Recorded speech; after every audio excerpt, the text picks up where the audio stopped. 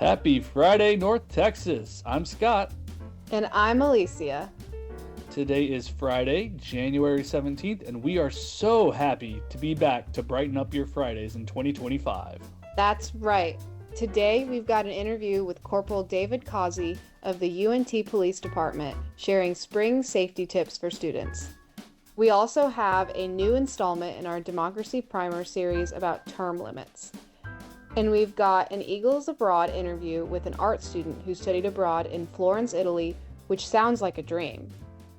But before we get to all that, Alicia, we've got a lot of catching up to do. Alicia, it's so good to see you again. How were your snow days last week? They were all right. Unfortunately, I live on the second floor of my apartment and my stairs were iced. Oh no. So I couldn't go down them safely. But I enjoyed being cozied up inside. What about you, Scotty?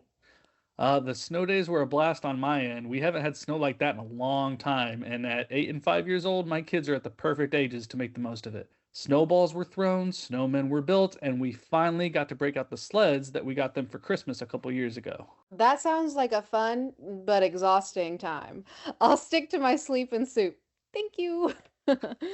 No judgment at all. That sounds absolutely delightful too. Anyways, back to the podcasting business. Tell us about this first interview, Scootle. With Law Enforcement Appreciation Day being last week on January 9th, and with students returning to campus and the spring semester kicking off this week, I talked to Corporal Causey from the UNT Police Department to get some safety tips and resources for students. All right, Corporal Causey, thank you again for taking the time to join us for the podcast today. I know y'all are busy, especially on the first day of school today, so I appreciate you taking the time out of your schedule. Absolutely. I appreciate you having me on. So for starters, can you tell me a little bit about your role with UNTPD and how long you've been with the department? Yeah, absolutely. So my name's David Causey, and I'm part of the community engagement team. So really my primary function, I am still a fully licensed peace officer, so I could do patrol, but my primary function at this point is really to get out and engage with our community. So that could be anything from, say, like safety training over, say, a department or an organization wants me to come and talk to them about, say, active shooter response or theft prevention or things like that, or to hosting a coffee with the cops event or having like a pedal cart event for drunk driving awareness, all that kind of stuff. Also help work with like our social media for our department. And recently, most of you probably know, but I do have, I am in charge of the comfort dog, Clover, which we are working on getting her therapy certification. As you may or may not hear her squeaking in the background now. So yes, and I've been with the department for about 13 years. Nice. And what made you, I mean, I know, I assume to be a police officer is kind of a strong calling, but what made you specifically want to join the UNT Police Department? Yeah. Oh, so great question. And I get this quite a bit because like UNT is not normal. Like most people, when they think about like police, they think about maybe a municipality such as like Denton PD or Dallas PD or Frisco or, anything like that. They don't necessarily think about the specialty departments like us or like DFW or something like that. So I went to school here at UNT. I'd always kind of thought about being a police officer. It was something that was kind of in the back of my mind. I was like, man, it's something I would like to do, but it's quite an investment as far as like time. And, you've got to, hit all these marks and able to be able to do it. So I was always a little bit leery of like, the commitment to it and just worried was that something I would be able to do? And, just kind of in that kind of mindset. And then I had my children. And my youngest son my son was 2 months old. And I kind of had that moment of like, either I do it now and, go at it a little bit later in life. I was 28 at the time, or I just don't do it. Like, it's kind of like either do it now or don't do it. And I was like, hey, Yeah. it's a great time to, so I'm going to go ahead and commit. This is something I, thought about and kind of wanted to do. And it's always stayed in my mind for years. So I'm just going to do it. And the reason I chose UNT specifically was I went to school here. I had a lot of strong ties to the community. I felt like it gave me a lot. I was a first-gen college student, so Nice.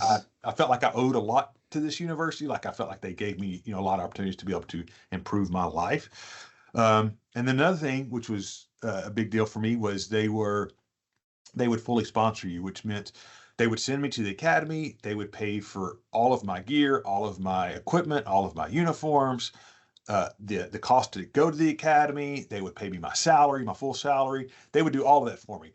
And at the time, again, I had 2 kids, so I couldn't afford to go to the academy, which is 8 to 5, and work, because the academy is still a lot of very intense, like schoolwork, studying, testing, a lot of that kind of stuff. Mhm. So to be able to do that and work a full-time job, provide for my family, just wasn't really feasible for me. So they provided that way to get me to do that. And then in my mind then, I was like, hey, I'll come in, I'll give them, this will help ease me into maybe, police work, give them, 4 or 5 good years. And then, then I'll learn some stuff, and then I'll be ready to, to go on to bigger and better things. And then I just found I really felt like I found my place here with this community. We're not like a lot of other agencies. We're not call driven. We're officer driven, or Mhm. officer initiated driven. So what that means is that we're not necessarily like, we're not always getting calls. Now those days do exist. Yeah. But we're out in the community looking for stuff, right? So, trying to help keep us safe. So that gave me the ability to build relationships outside of the department. Like, I had friends that worked, staff members that worked at like Willis Library, the Union, because that's all the hotbed places. If something was going to happen, it would be at Willis at 3 o'clock in the morning, right? So Mhm. when I was on night shift patrol, I'd be in there and I would be talking to those folks, or I'd be at the Union talking to those folks. And so I just built those relationships and just really felt a part of this community. And so that's kind of what kept me here. That's what brought me here. It's what's kept me here for so long. That's awesome. Love to hear that. But anytime I talk to somebody and it turns out they're an alum, I like to ask what year did you graduate and what was your major? Yeah. So good question. I think that a lot of people are really surprised by this. So I graduated in August of '04, and my major was in fashion merchandising with a minor in business marketing. So, That is a surprise. right. I would Everybody not was have like, guessed that. everybody's like, really? And I was like, yeah, that was like my gig back in the day. And the retail scene was a whole lot different, Yeah, almost 21 years ago. So it was, yeah, absolutely. that's awesome. All right. And so, like we said, the spring semester has officially begun this week. Do you have anything spring specific or just general safety tips for students to keep in mind this time of year, or just general good practices or things to be aware of? I know, especially we saw this week a big wreck on 35, so that creates traffic, and there's always a lot of traffic and parking things going on the first week of school. Yeah, absolutely. So I think I take a good approach to this. What I say is like, for if you're talking about like your personal safety, a huge thing is to just be aware of your surroundings. Like, Hmm. I do a lot of safety talks. That's a big part of what I do, being in community engagement. And I get that a lot. Like, what's that key takeaway? And I really say the key takeaway in general safety, and whether you're on campus or off campus, is just general awareness, right? So if you're walking around, and I know you're going to be on your phones, like I'm on my phone if I'm, walking from a different meeting to a different class or whatever it may be, and I'm, checking to see where I'm going and all that kind of stuff. Just don't let it overly consume you. Make sure you kind of look up, look around every once in a while. It's going to give you the more time to react if somebody's trying to harm you, but also it helps you out. Like if somebody maybe is driving and they're not paying attention, maybe it's that first week of school and somebody's going the wrong way down a one way, and you're not, and you're thinking, oh, well, nobody will be coming from this way because it's a one-way street, like all that kind of stuff. It just gives you that extra awareness of your surroundings. Yeah. And then I would say, just kind of broader, I would say, know your resources around UNT. There are a lot of different resources. I actually recently was just responding to an email and somebody asked about resources, and I was like, yeah, let me get you started. And I started typing. Next thing I knew, I was like, a half a paragraph deep and links to different things for people to know about, right? So, Yeah. real simple things like knowing about the lift, excuse me, shuttle that'll get you around campus late night, that's offered through transportation services, as well as like the e-ride. So knowing how all that stuff works, because that may not be like an immediate safety concern, but if you know that the transportation services offers that, then if you're leaving the library at 2 o'clock in the morning, you're like, man, I don't, it's too late. I don't want to walk all the way back to Victory or whatever it may be. Then you're like, hey, I know this resource exists. I'll go on there and take care of it that way. That kind of stuff, knowing like where the PD's located, right? Because our lobby's open 24/7, 365. So if you're driving and you think somebody's following, you're like, man, where do I go? if you already know where the PD is, the lobby's open. Hmm. So like knowing all of that kind of stuff is a huge help to kind of get you. And then if I were to say anything like spring specific, I would say as we as all of our staff noticed, maybe not our students as much since class started today, but we just came back from the break and then we had some inclement weather days. Hmm. There's I am absolutely no meteorologist, so I'm not predicting anything, but there's a chance that we could still get a couple of those days, right? Like maybe in February Yeah. or something. So making sure that you're connected to making sure that your Eagle Alert works. So if those things are coming out, you're getting it, making sure you're following at Mean Green Ready. That's our emergency services folks that can help, that will start pushing that information out. So if weather emergencies are coming up, you'll know about them, just all that stuff that gives you that little heads up so things are going on so you're able to prepare and plan accordingly. Very nice. Yeah, I love all those resources. Those are good things to, you don't always need them, but they're good to be aware of. Better to have it and not need it than need it and not have it. Exactly. That's the Um, thing is if you just know it exists, then you can say, oh, well, I need this. Or like, I mean, even from, stuff from not this, but even like, food insecurities, like, and like the clothing closet, things like that, like knowing that UNT has those resources. So if you're going through that, it's maybe that one less thing that you can be concerned about, I guess. yeah. And you've mentioned a few things there. Are there any other safety best practices or tips or resources that, students or parents don't necessarily think about, but is more commonly needed than they might expect that people should know about? I would say a big thing that I push is the ULOC program that we have here at the PD. So anybody that's riding like bikes or scooters or something like that, that is part of the UNT community, they can bring that bike or scooter up to the PD anytime because we're a 24/7 department. They come up here, we'll engrave their driver's license or state issued ID on that bike or scooter, and then we'll give them a free ULOC. It's there's like no strings attached. You get it as part of being a UNT student. We'll take care of you for that. Now we do only give one of those. So if you have like two bikes, we'll give you one lock. We'll Hmm. engrave all your stuff for you, but you do get that one lock. And again, no strings attached. It takes, if you come in, especially if you come in during the day, if I'm here, I'll run out and knock it out real quick. And it takes just a few minutes.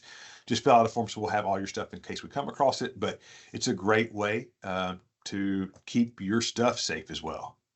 Nice. Yeah, it's a good resource to know about. Absolutely. All right, and then last question, maybe a tough one. What is your favorite part about being a police officer at UNT? I would definitely say the community overall. I really getting out, interacting with the different folks. So anywhere from like doing this, like this is fun for me, to I'll go and work a football game and meet talk to the athletic folks, and it's like knowing so many different people in so many different areas and seeing how they impact our students, and oftentimes it's in a great positive way, and just there being so many people that I don't necessarily work with daily, but I could get a hold of at any time if I needed something. Just a great bunch of folks, the people that we have. We all have one common mission to help our students to grow and be successful, productive members of society, to get out there. So I enjoy being a part of that process. Yeah, that's great. All right. Well, those are all the questions I have. Thank you again, Corporal Causey, for not just for joining us on the podcast, but for your service to keeping our UNT community safe. We appreciate it.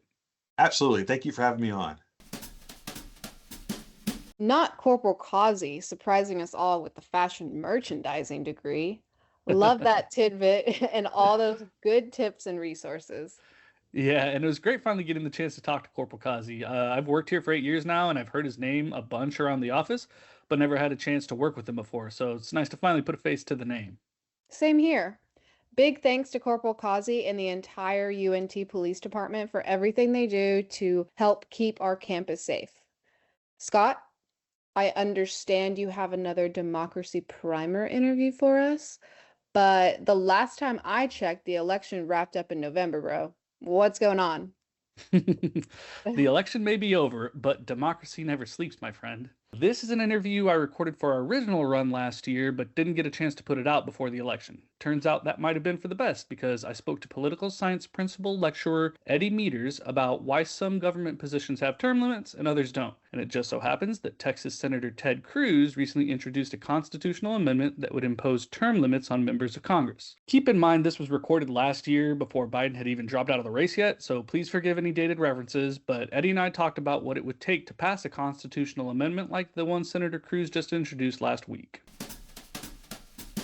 The first thing I wanted to ask you about was about term limits. Obviously, most people know there are term limits on the presidency, so the founding fathers recognized the need for that, but there aren't term limits for the Senate or the House or the Supreme Court. Can you speak to any idea why other offices don't have term limits similar to the presidency? Well, first, the founders, when they wrote the Constitution, said nothing about term limits for the president, for the presidency. The tradition for the 2 4-year terms was kind of set by Washington. And Washington said, 2 terms was enough. And he was the first president, so he was kind of, plowing new ground, for lack of a better term. But I guess the thing that got people's attention, I think, was Franklin D. Roosevelt. And he served, of course, he was elected 4 different times. And he died very early into his 4th term. He had served for 8 years, and I believe at the time his vice president was John Nance Garner, a Texan. And I think John Nance Garner had dreams of taking Roosevelt's place and had presidential aspirations. And then Roosevelt announces he's going to run for a 3rd term. And so Garner just packed up and went back to Uvalde at the time. But the term limits officially for the president were part of, but if you look at the 22nd Amendment, which was ratified back in 1951, Section 1 says no person shall be elected to the office of president more than twice. And no person who has held the office of president or acted as president for more than 2 years of a term to which some other person was elected president shall be elected to the office of the president no more than once. But I think, some of the thinking might have been that two terms is enough on that. But the founders didn't say a word about it. They just said, that the term that the president's elected to is 4 years. But there were no term limits when the Constitution was drafted and came into being in 1787. Now, U.S. representatives have a 2-year term. U.S. senators have a 6-year term. If we're looking at, high officials in the federal government, federal judges serve for life. Of course, here in Texas, our governor serves for a 4-year term, which originally started out as 2 years, and they lengthened it here a few years back. Lieutenant governor for 4 years. State representatives serve for 2 years, no limits. State senators, no limits. For our Texas High Court judges, that would be the Supreme Court of Texas, which handles all civil matters, so like property disputes or child custody issues. They are elected to a 6-year term. There's no limit, but they've got to be at least 35 years of age and under 75. So if you get too old... Oh, there's an upper limit. There is at least an age limit for our Texas High Court judges. But of course, in Texas, we elect our judges in a partisan manner, but they have to run in the primaries like we just had, a few weeks back. In fact, 2, maybe 3. I know that there were several incumbent current sitting judges on the Texas Court of Criminal Appeals that lost in the Republican Party primary, and they will not be coming back to office next January. And then, of course, the other state appellate courts, which we call our state court of, and then there's the Texas Court of Criminal Appeals, which is another state high court, but it only deals with criminal matters. But they have a 6-year term. But then there is that age restriction that kicks in. But that's only for our Texas High Court judges. And then the Texas Court of Appeals judges, we have State Court of Appeals in Dallas, in Fort Worth. If there's an appeal that's coming out of state court in Denton, it goes down to the Court of Appeals in Fort Worth. It's just how the lines are drawn. But those judges have a 6-year term with no limits. And then our state district judges, which you would see over here at the courthouse, those individuals have 4-year terms with no limits on it. So some states do it differently. Every state can be kind of differently, but up on the federal level, though, the only term limit is for the presidency, and no such thing for U.S. representatives and U.S. senators. Now, years ago, there was a movement, and I don't remember if it was back in the 70s or the 80s. I kind of remember all this stuff, but then I'm also kind of getting old. But these are, these are centuries for some of our students and stuff that I talk to. But there are a lot of perks to being a U.S. senator and being a U.S. representative. And I know one of the things that reared up, there was some sort of a rule or a perk in Congress that there was a bank. And, if you remember Congress, you could use the bank. And what was interesting is you could draw checks off that bank, like, you and I would normally draw off our bank account.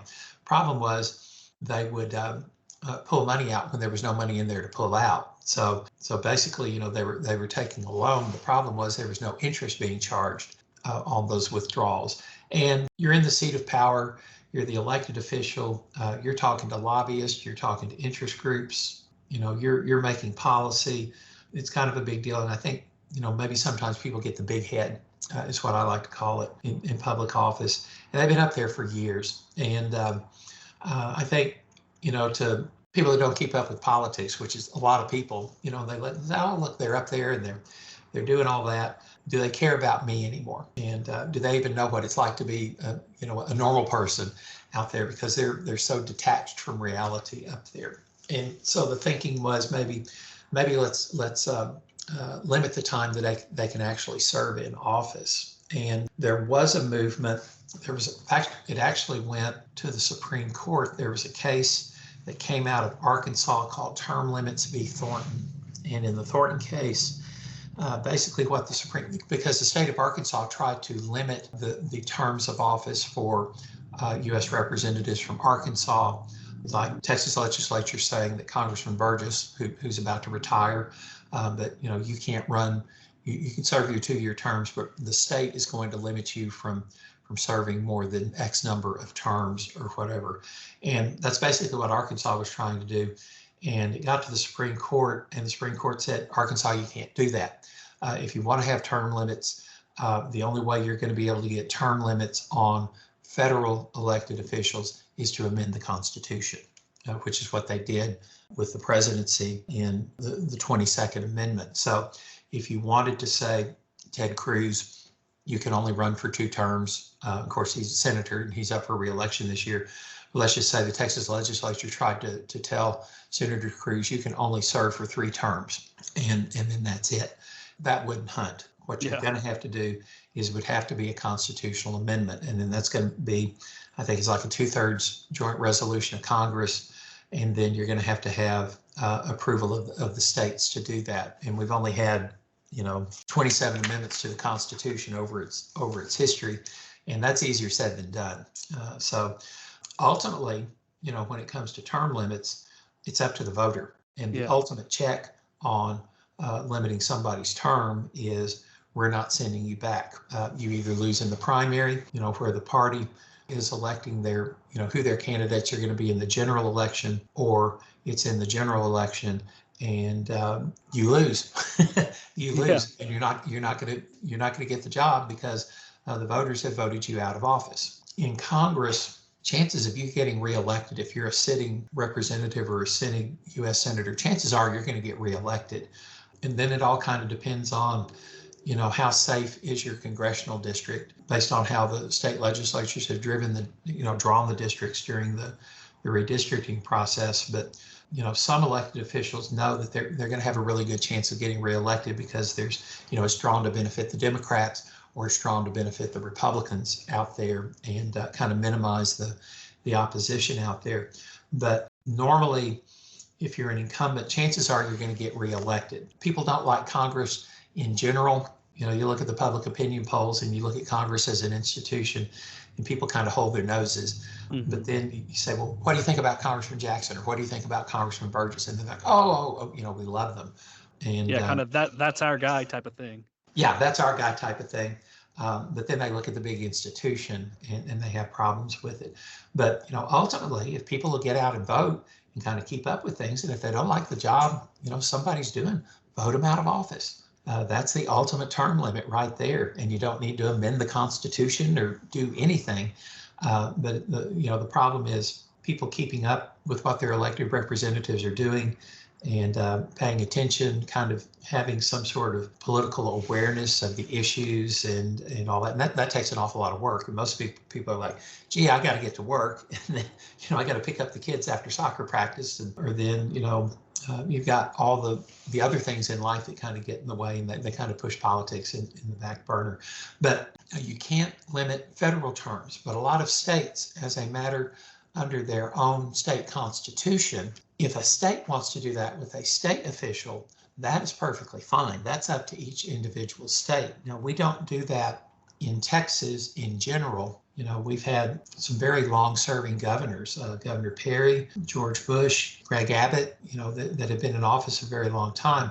And one of the things that you talk about, or at least with the states, we haven't chosen to do that on the statewide level. Now, you go out to California, and I think the governor out there is limited to 2 terms. I believe that's what the law is out there. I believe Governor Inslee up in Washington State can't run for re-election because of term limits. Virginia's got some funny rules on that as well. You can get elected different times, but I don't know that you can serve consecutive terms. So maybe you serve 4 years, you sit out 4 years, and then you can run again. But we do have here in Texas, there are term limits, maybe down on the local level. Now, I don't live in Denton, I live in Louisville, and I'm not aware of any kind of term limits for our city council members or whatever, but you look down in Dallas, and I think there are limits to the number of terms you can serve as a Dallas City Council member, or I believe that's the same is true for the Dallas mayor, that there can be term limits, but that's down on the local level. And the folks in Austin, the way that the laws in Texas are written, that's okay. But, statewide, you would have to amend pretty much everything we do in Texas. The legislature can do a lot, but they're kind of restricted sometimes. And I don't know that they could outright pass legislation putting in term limits for our especially our statewide elected officials. I suspect we'd have to get a state constitutional amendment. And that has to go through the legislature, and then the voters get to decide that in November. But we do have some of that here in Texas, but it's strictly going to be down on the local level if that's going to happen, but nothing on a statewide basis. Okay. And it's just funny, obviously my whole idea behind asking these questions and wanting to have these conversations is kind of admitting my own ignorance about all this stuff. And that was a perfect example of it. I assumed it was a founding fathers thing, putting in term limits, but then it wasn't until, what was it you said, 1951 that got put in place? 51 that it's ratified. It was proposed by Congress in 47, and then it was declared ratified in 51. It still took them, 4 years to get the thing done. But amending the U.S. Constitution is not an easy task. One other thing I was going to tell you, one of the problems, though, if you limit the terms, you get somebody in there, and let's just say they're doing a good job, and they've been in there, and maybe you say, well, you can serve for 6 years. Okay. Well, they've gotten in there, and somebody like Congressman Burgess, I think he was practicing position for years, and then he runs for Congress. But that's kind of there's a learning curve, and you got to know parliamentary procedure, and then how Congress works, and staff, and who to talk to about when you got a question on pending legislation. There's all sorts of different things, and there's a learning curve. But then you get in there and you've served for 15, 20 years, something like that. You got to know how things work. The problem is you limit somebody like that, and you say, well, you've been doing a good job, great job, in fact, but your time is up, and now we're going to put in somebody new. And you've lost that institutional memory, in a sense. You've lost the ability of that elected official who may have developed some expertise over the years in some substantive areas, that Congress is dealing with. And then all of a sudden, they can't serve anymore. And then you put somebody new in there, and they have to learn it all over again. And that may not be, some critics of term limits say, Well, you're limiting somebody that knows what they're doing, and you're getting rid of them. And now we're going to have to start the process all over again. And that may not be very efficient, because it's like, this guy's doing a good job, and now we're not going to let him do it anymore. Of course, the flip side of that is maybe they eke it out for a couple of terms. But, you look at an elected official, they've served maybe 4 years or something, and then it's like, gee, they're awful. Yeah. Or they're too controversial, or, any number of things. And then it's like, thank goodness we don't have to deal with them after, this next term, because they're going to be gone, and we can get somebody else in there. Hearing you talk about it, it's something I never really thought about in terms of, our political leaders, but it's something we think about in the workplace all the time. You don't want to have, constant staff turnover because it's inefficient. That's right. Same kind of principle applies to the government. Heaven forbid we have an interesting, yeah, it's an interesting cost benefit analysis to have to kind of take into consideration. That's right. So you talked about it would have to be an amendment and a 2/3 approval of Congress. And so like they would have to do it to themselves essentially. And it's an interesting kind of like thought experiment in terms of strategy of, okay, if I come out in favor of term limits and try to push for it, and then it fails, then, if I then serve for multiple terms, do I look like a hypocrite, or do I just need to do it and keep fighting the good fight? It's an interesting kind of dilemma. And I think there have been a few elected officials over the years that say, I'm only going to serve 2 terms. And then I don't know what happens to them. But I think I've rethought that. I'm going to run again. Yeah.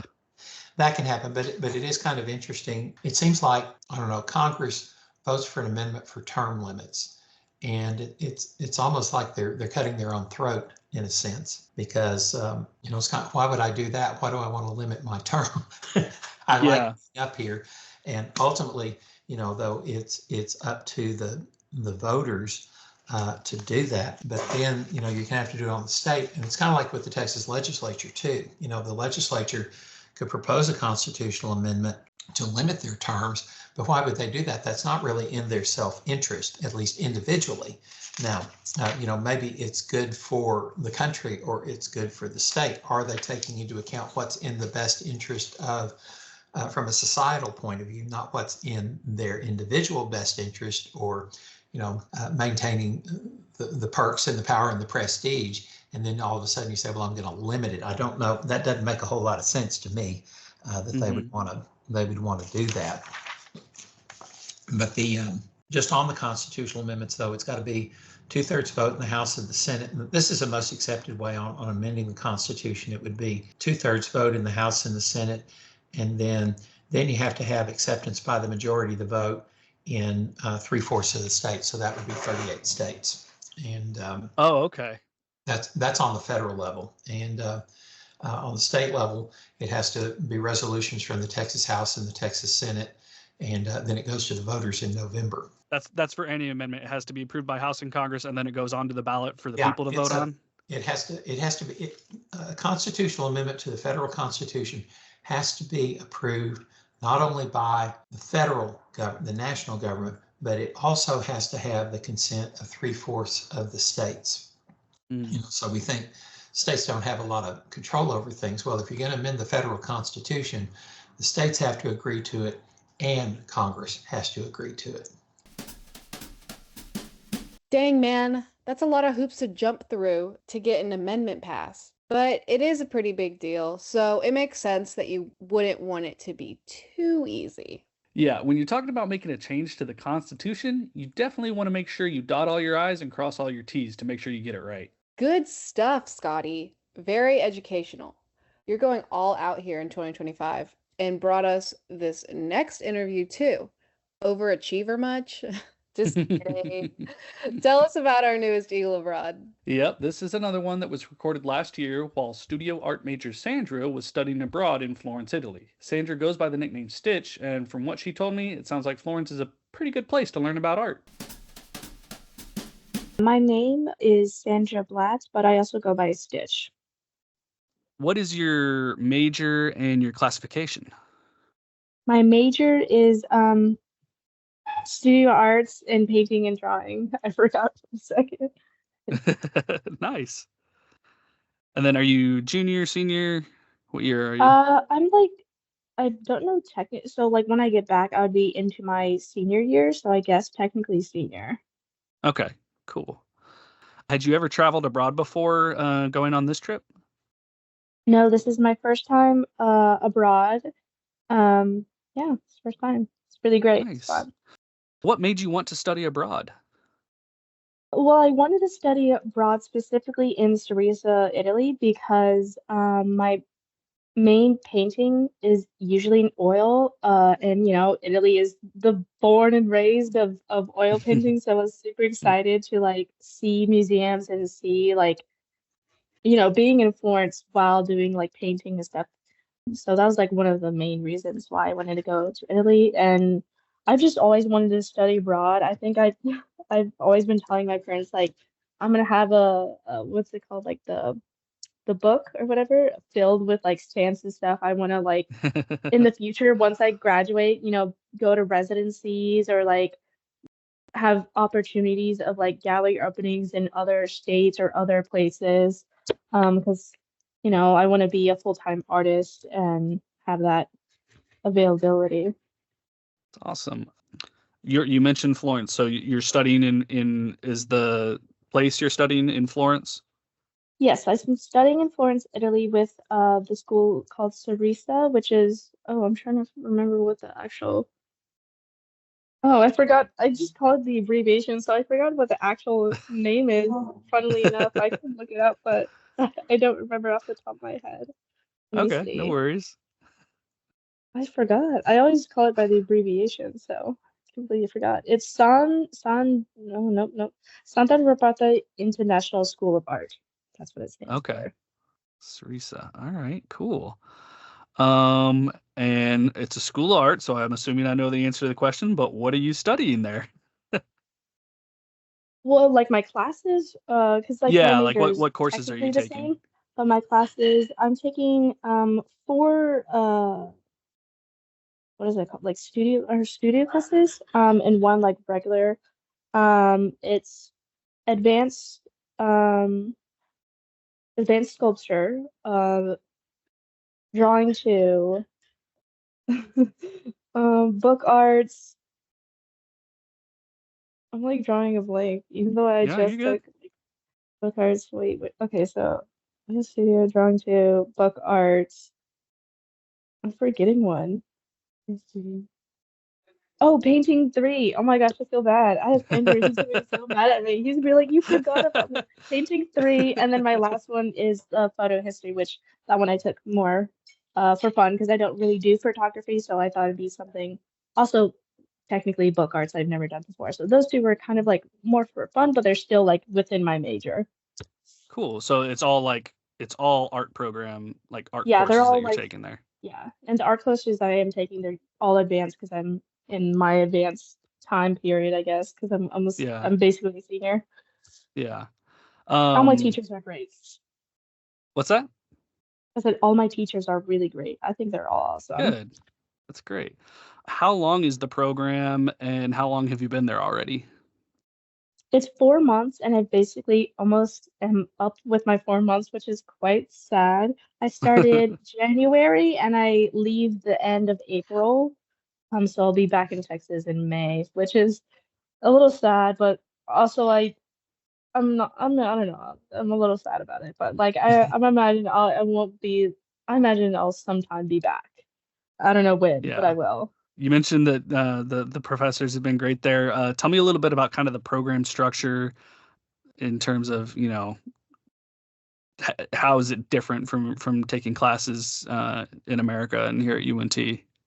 I don't know. I don't feel it's too different. Like at least for me, like art classes are kind of usually the same. They give you like somewhat of a prompt, and then you like interpret that prompt and how you think and how you feel, and then you critique on that. I've been doing things material wise differently, like painting with different materials or using different techniques that I'm taught differently. And like the structure, I think it's like kind of the same. I just Hmm. feel like, my workload might be a little bit less because, I was like working and this and that. So here I'm like I'm still like stressed, but not as stressed because I don't have a million things to do. I only have to focus on my classwork, which is Yeah. good. But at least for art wise, it's similar, but it might be different for other like because there's other things you can take at Teresa, like literature and stuff. But for like fine arts, it's quite similar to like in UNT where like they give you a prompt, then you do that prompt, then you critique that prompt. Usually, I feel like most classes have like I would say 4 or so projects, give or take. You have your midterm, maybe more actually. It's probably more than 4. But you have your projects, and you have your midterm, then you have a couple more projects, then your final. Let's see here. You've kind of already answered this, but just in case there's anything you want to add, talk about how what you're studying there relates to your degree program or what you want to do in the future as an artist. In the future, I want to be like a self artist, like whether I'm like in galleries or in museums or like, I'm kind of making my own things in my own studio and have showings of that. And I feel like for Teresa, it's kind of given me a little bit of like an outsider view of like working on something, producing something, like because here, especially since I'm more advanced, like kind of give you prompts, but you're kind of like more independently than like in beginning years of like art. You're like the professor's like teaching you, like they're teaching me, but in the beginning they're like holding your hand, like, okay, this is what you need to do, this and this, blah blah blah. Okay, blah blah blah. Well, here it's like, okay, you have this and this, and do this, go have fun, do whatever you need to do. And then you talk about like, oh, what you're working on, and then you're working with other people. I also feel like here I'm like connecting with more of the artists because there's like, I would say like depending on the class, like 20 max, probably less than that. Hmm. Working one-on-one with students, talking about like what we're doing, and everyone's doing different things, but we're all studying, coming from different parts of the state, studying in Italy. It's really fun and really fascinating, like talking about what other people are doing. And that's kind of like basically what I want to do. I like, want to talk to other artists, connect with other artists, collaborate, like, not just like solo, like, yes, solo, but like, I want to like be around other artists constantly because that's more fun. That's I feel like how it should be. Artists should be always around each other, like, what's the word? Influencing, not influencing each other's work, but being inspired by others, like saying this and be like, oh, I like that idea. I'm gonna not steal it, but like take inspiration from that idea. And yeah, I don't know if I answered the question, but Yeah, no, for sure. yeah, Yeah, totally. I kind of got off Um, the rail and I was like, I'm not sure. yeah, you did great. Let's see here. What has been the biggest surprise about your experience so far? Right. That's a good question. I don't know. There's some things that I thought I would like. Yeah, like let's say my teacher would be like, "Oh, we're gonna try this new technique." I would be like, "Oh, this is probably gonna suck. I'm probably gonna hate it." And I actually end up liking it. Like, okay, wait, this is actually really cool. Or I found like different techniques or something. Um, I don't know, like with I've learned a couple like materials here. Like I've been introduced to silverborn, which was really interesting, and I was like telling my tutors like, "Oh, why are you teaching me this? Is I'm probably gonna hate it. It probably sucks." Because but I actually found it really interesting. And then when for my painting, we are talking about like non-materials and like working with canvas and stuff. And then I was like, no, I'm used to my canvas. And then I started painting on like cardboard and paper and this and that. I was like, this is actually really fun and cheaper too. So I don't even have to spend money on this. Yeah, just different things surprising that of like trying new things, which I guess is more easier when you're not in a comfortable space. Like you're comfortable, I guess, here, but it's like not what you're used to. So it's easier to like go beyond your like comfort zone here. So you're easier to be able to try new things and see new things. Because you're already out of your comfort zone. So might as well continue doing that. Yeah. What has been the biggest challenge so far, whether it was, before the trip, getting everything organized and making it all line up, or the logistics of Ooh, getting there, or, I already some of the know what the coursework once you've biggest been there? challenge The Okay. biggest challenge, I already know what's going to be because it hasn't happened yet, but I know it's going to be really hard, is shipping all my stuff back home. I have no idea how I'm going to do that. I'm going to do it after our student show because our student show is the 19th. So right after that, I'm going to take everything, put it in a box. Hopefully, it won't be $1 million. And there's one thing that is way too big because I made a sculpture and it's really big. And obviously, I don't think I can ship it, but I'm debating I might. But if I don't, I'm scared they're going to throw it away, and I hope they don't throw it away. So if I don't ship it home, I hope they keep it or something. I don't know. We'll see. I know that's going to be really difficult, and I'm not excited for that part.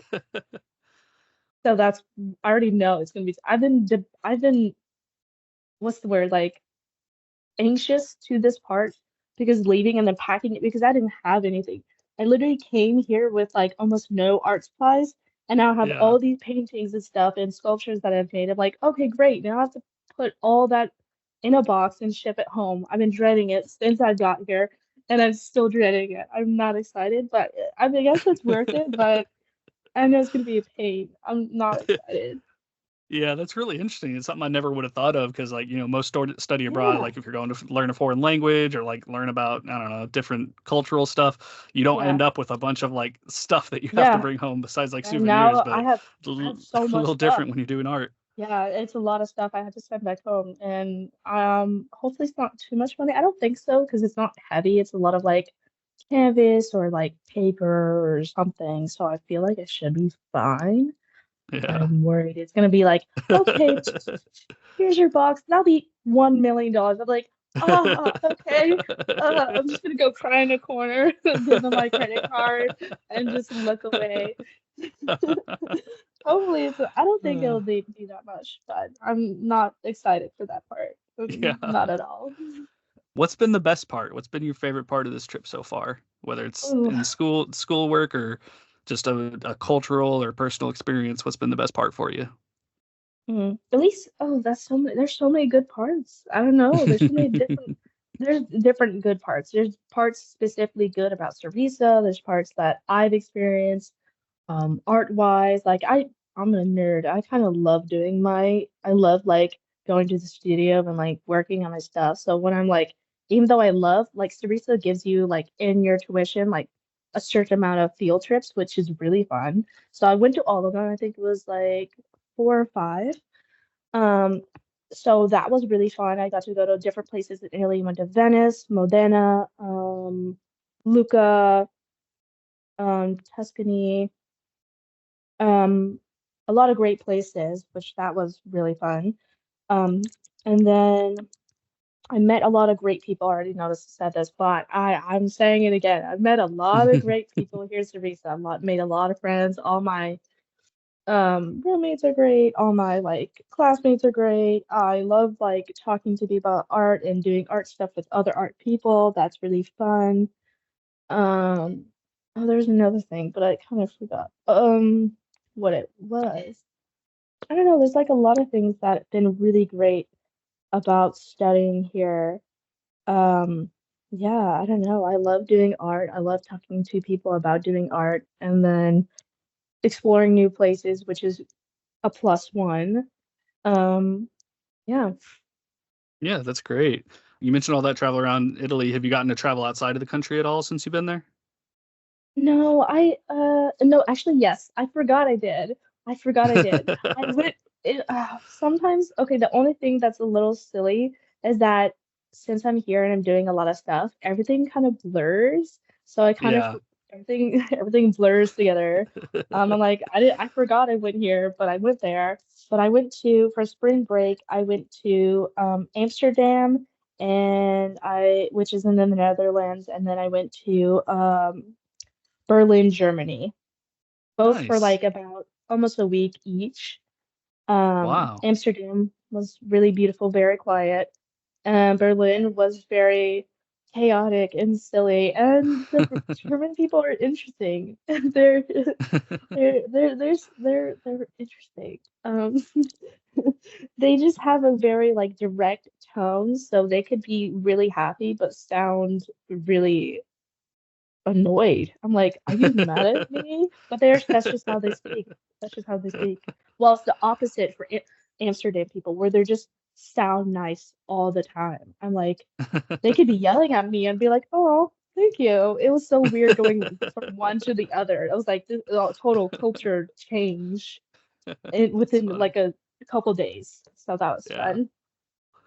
I wish I went to more Um, places, but didn't have yeah. the opportunity to. Yeah.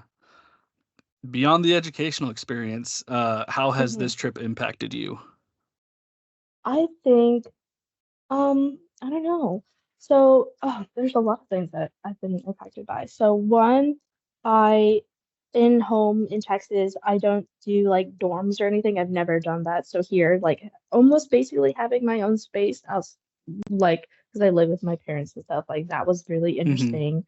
It was like having my own, I mean, I technically do at home, like my parents are chill and stuff, but like, I don't know, it was different. My parents weren't there. They weren't even in the same country with me. So like that was like new. I know most people do that as an early age, but I didn't. I'm sorry.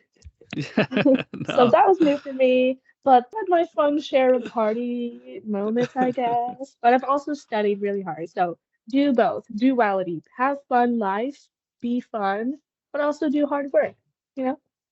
Yeah, that's good. Great advice. What, for any students who, hear this interview and have thought about studying abroad, but not sure if they can make it happen or not sure if it's worth it, what advice would you have for them? When I first applied to this program, I wasn't even sure I was gonna get in. I was like, I don't know if I'm gonna get in. I don't know. I just want to see if I can. And then I was like, boom, I did. And then I was like, okay, great. That opens the opportunity for scholarships, for this, for that. I didn't obviously get every single scholarship I got, but since I was like going out of the country, my financial aid did go more up. If you really can, like, if especially if you're planning, like I still knew I wanted to do it, so I still was saving. So, save a little bit of money if you can. If you can't, then you can't.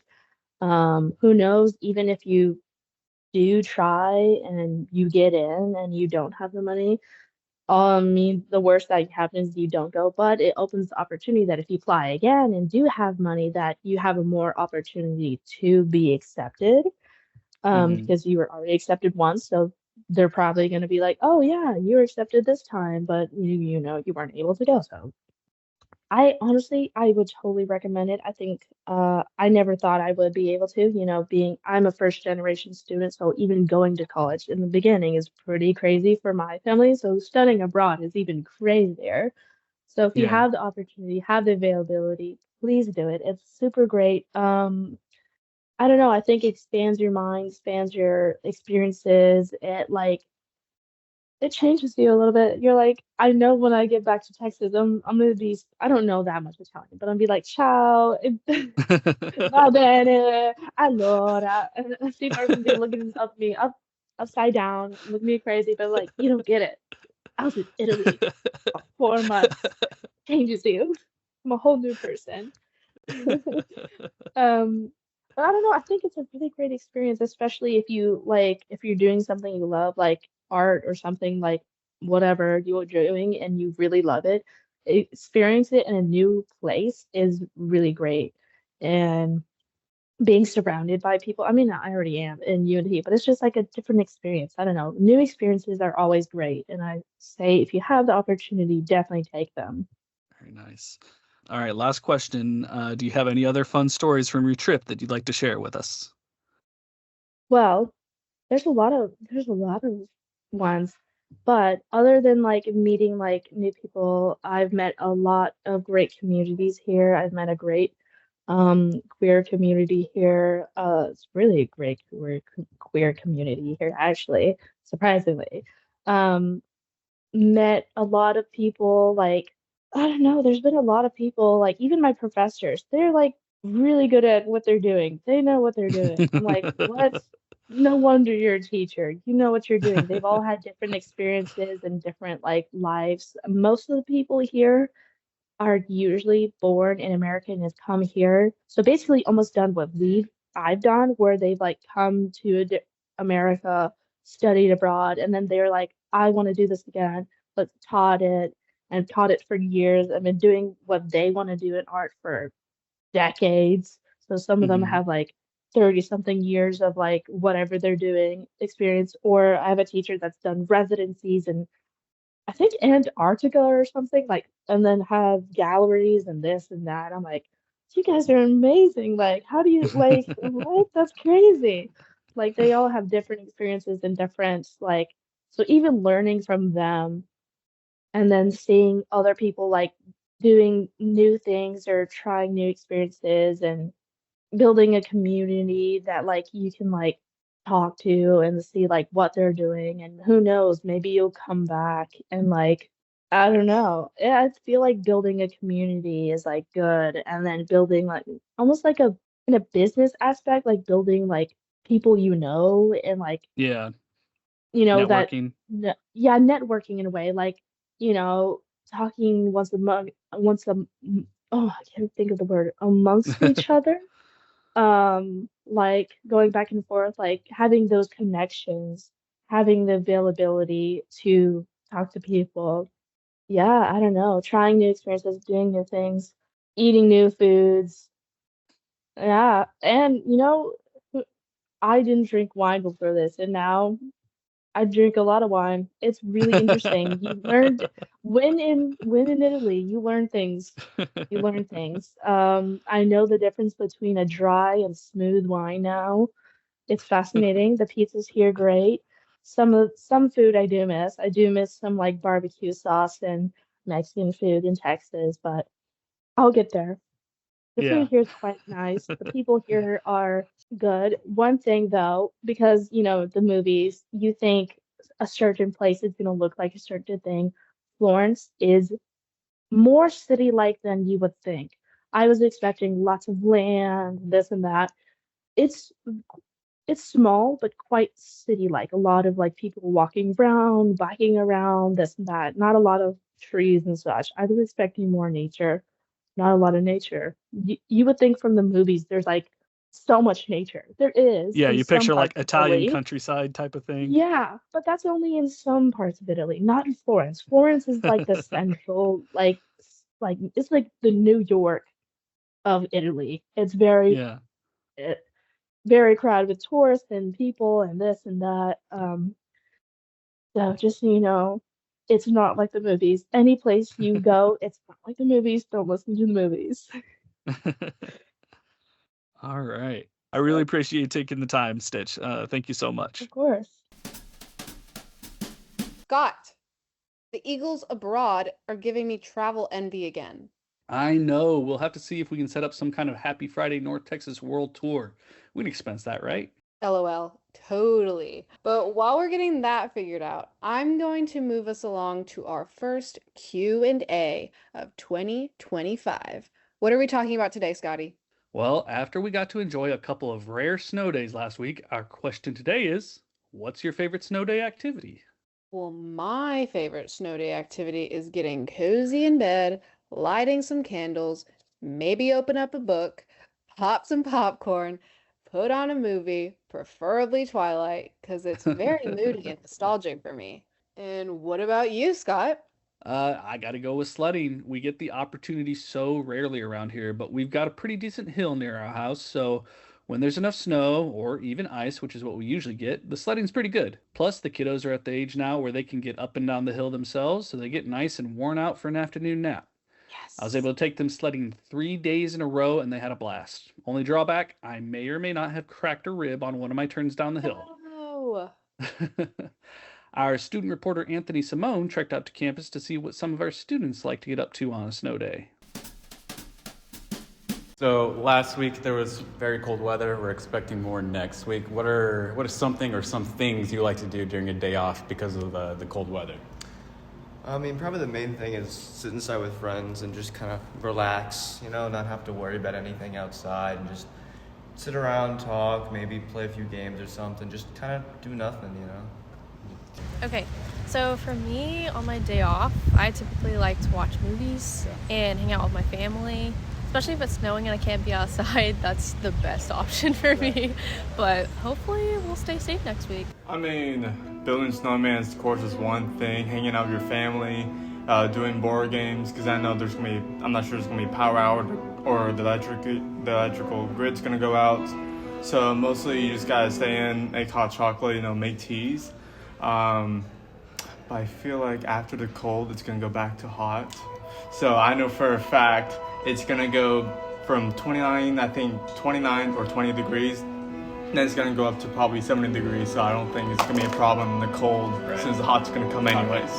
I like to lay in bed and watch movies. Unless it snows, then I'll go outside and I'll build a snowman and make a snow angel. Well, now that you've heard from us and some students, we want to hear from you. Tell us all about your favorite snow day activities by emailing us at podcast@unt.edu or calling us at 940-565-4341. And stay mean green ready. Next week's forecasts are looking chilly and are saying we might get some snow flurries. So be on the lookout. And remember to tell a friend about the show, share it on social media, or leave us a rating and review wherever you listen. Until next time, we hope you have a happy Friday, North Texas. And go Mean Green!